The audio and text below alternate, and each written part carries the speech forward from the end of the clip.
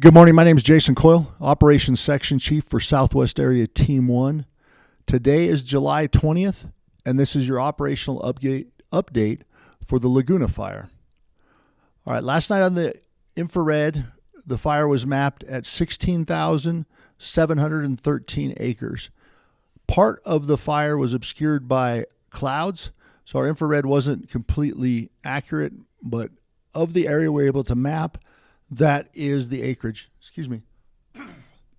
There are 315 personnel assigned to the incident, and the fire is 55% contained at this time.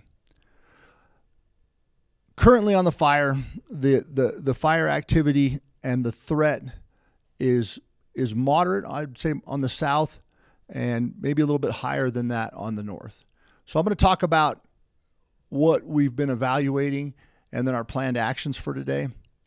And my intent for reading you all into this is to let you know that we're having to make decisions with incomplete information. And that's common for us. The reason we have to do that is that if we wait for complete information, we won't have time to take the actions that we need to take to be able to prevent the negative impacts.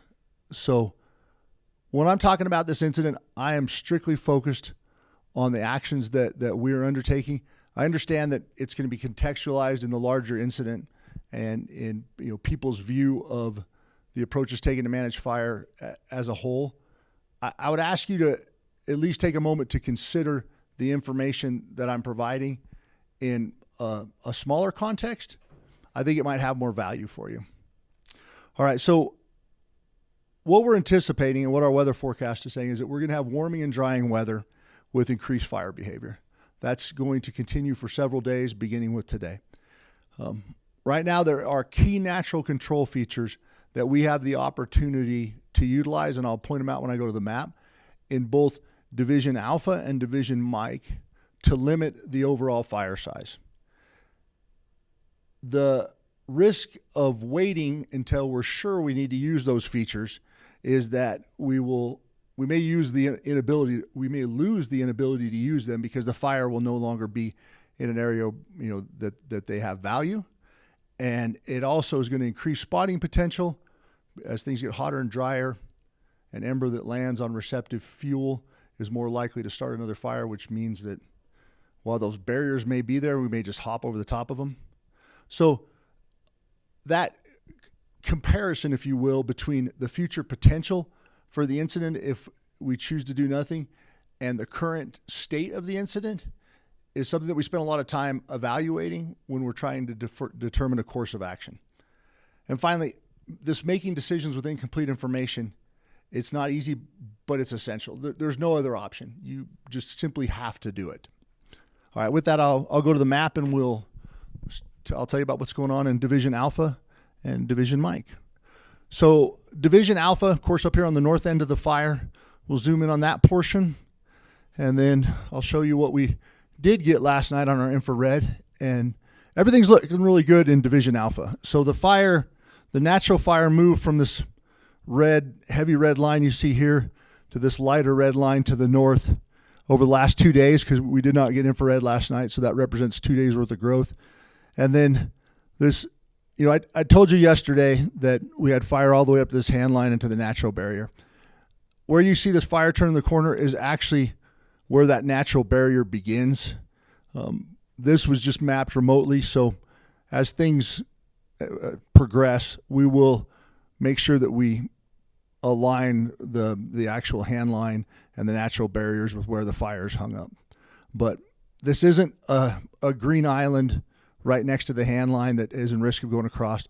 This is along the hand line and into that natural rock feature, which is a big deal because that gets that corner and the potential of going across minimizes that. So today in Division Alpha, the objective is to continue to get fire up to this ridge system right here. And then the way they're going to do that is if conditions are right, and I'll explain what conditions are right means when I get down to Mike, but they're going to use aerial ignition to put fire on the top of a few of these little ridges right here. And the reason they're going to put them on the top of these ridges, probably up to about here, so this side of the fire, is that way the fire can back down off the ridges and it has less intensity.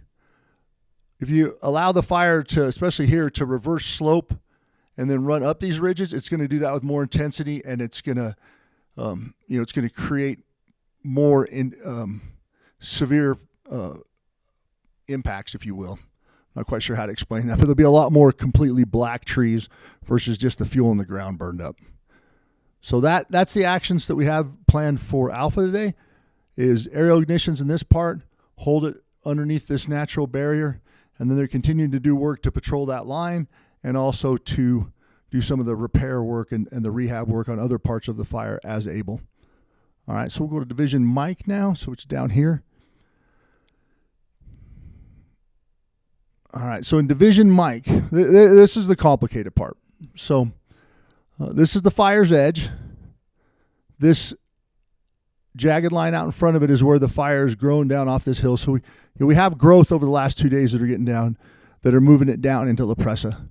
What we don't want is we don't want it to burn the whole headwaters of the La Presa Canyon. And that's, I've talked about it in days past, but that's because of the negative impacts it'll have downstream to to all the values, basically. So what's going to happen today is they're going to use heavy helicopters to put in a wet line along these natural barriers. So they're basically going to drop a bunch of water on the green side of these natural barriers, and then we're going to look at putting fire on the ground up on here and above this ridge system, with the intent of getting ahead of this fire and reducing some of those fuels.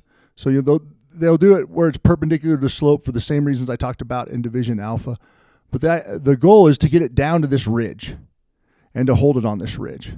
If we can do that, then we reduce the threat up there.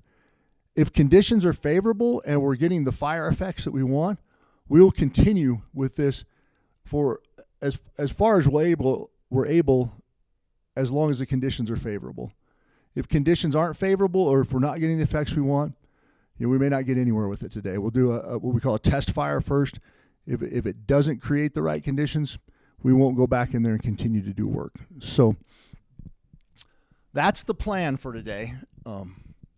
It's complicated. It is certainly not anything that I can just tell you like, hey, today we're going to start here and stop here. It's not a 1 through 10. It is conditional. We have our primary plan, and then we have what we'll do as a contingency if the primary plan is ineffective. And now what we need to do is we need to wait for the right conditions today, have everything in place to be able to implement, see if what we expect to find when we implement is what we actually find, and then iterate off of that by either doing less or doing more. So I hope that makes sense, and that is the end of your operational update for July 20th. Thank you.